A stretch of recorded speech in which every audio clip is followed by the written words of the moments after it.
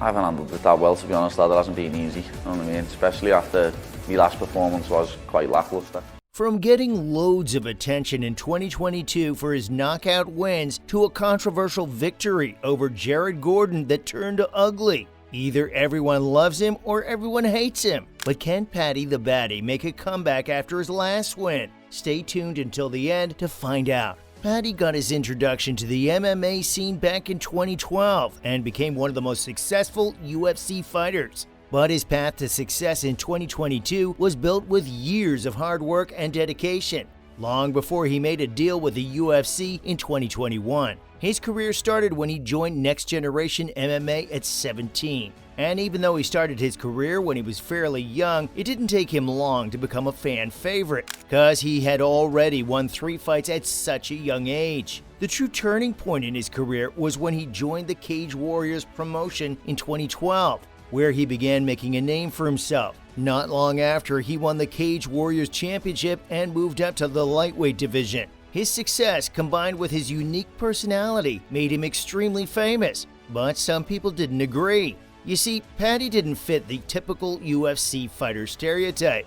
In fact, he always felt like an outsider in Dana's promotion, but nobody could deny how good he was. Paddy the Baddy made a huge impact in the UFC in a very short time span, eventually becoming one of the most talked about fighters in the promotion. Just for context, he managed to get a 6-fight winning streak in 2023, including a 4-0 record, all within 2 years of his time with the UFC. What truly stood out was an astonishing 15 knockouts out of 20 career wins, which earned him elite status as one of the best strikers the lightweight division had to offer. But let's go back to his days with Cage Warriors, where he not only won the featherweight title, but defended it 3 times, showing everyone just how talented he was. Especially during his unforgettable victory in 2016 when he faced off against Julian Erosa, which turned into a wild back and forth and won the Fight of the Year award. Another defining moment in his career was the Midas Touch moment, when he took his record to an impressive 12-1. This happened during his time with the Cage Warriors, as he fought for the featherweight championship title against Johnny Fracci.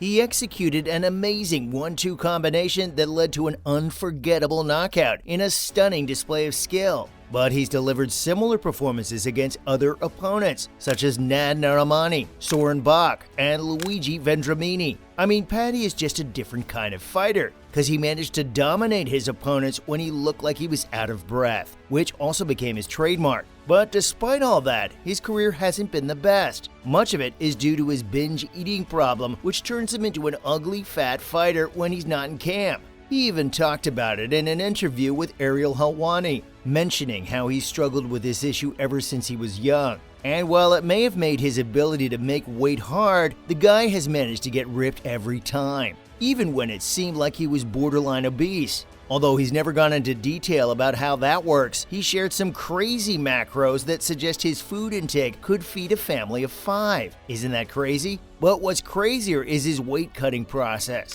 In March 2023, he opened up about the time when he went on a crazy binge of over 10,700 calories after his win over Rodrigo Vargas. To put it into perspective, 10,700 calories is an insane amount for one person. Heck, it's insane even for a man competing in a strongman competition.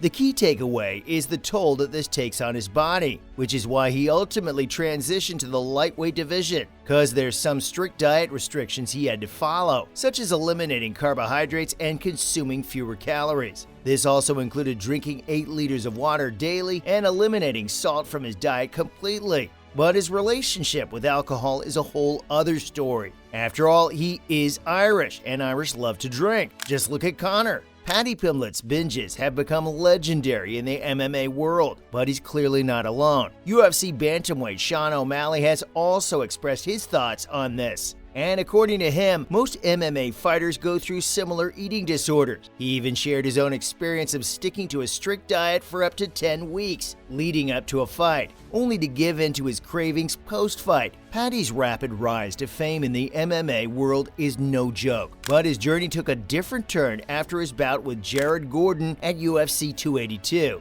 The excitement and good energy that surrounded his name surprised him, but many UFC fans began to criticize Pimblett. even going as far as to accuse the UFC of favoring him and boosting his profile. This criticism intensified when he was featured as the main event on a pay-per-view card despite having only 4 previous appearances in the octagon. But the truth is that the world of MMA has its own set of rules and dynamics. Fight promotions and people like Dana White play a game of supply and demand, because at the end of the day, it's all business. So they go where the money takes them, which means putting fighters who generate the most hype under the spotlight. Besides, the hype that elevated Paddy's persona also made other UFC fighters want to fight him. While this increased attention has affected his fighting abilities at times, Paddy was always convinced that his talent would lead him to the top. But many argued that his game has way too many weaknesses to reach that level. In fact, there are fans who believe that his fight against Gordon was rigged, especially after observing Dana White's reaction to the scorecard.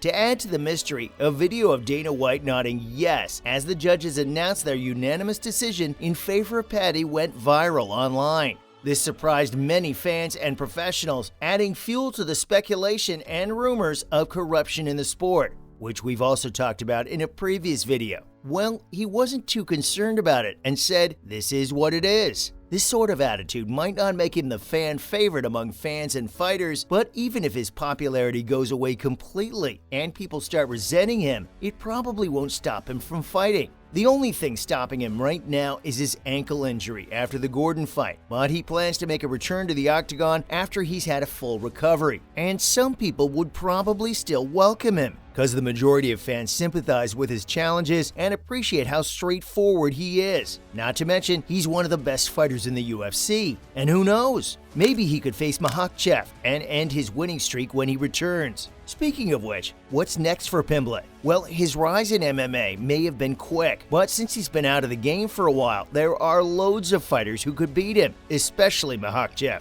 The truth is, the man takes a lot of hits because he doesn't have the best defense. But then again, he takes those hits like a champ and wins every time. As for what's next, he might consider challenging Jared Gordon to a rematch to get back in the groove, or to make a powerful statement to all the people who thought the fight was rigged. And if that doesn't work out, he could take on an opponent ranked between 10th and 15th in the division. This could probably help him stay relevant in the UFC, but it's not that simple. Paddy will need to maintain his progress after he recovers if he wants a shot at the title within a year. This plan is important as it would also allow him to keep supporting the charitable causes he works with through his foundation. Could he make a full recovery soon and possibly get a rematch with Gordon? What do you think? Let us know in the comments and subscribe to our channel for updates about Paddy Pimblett.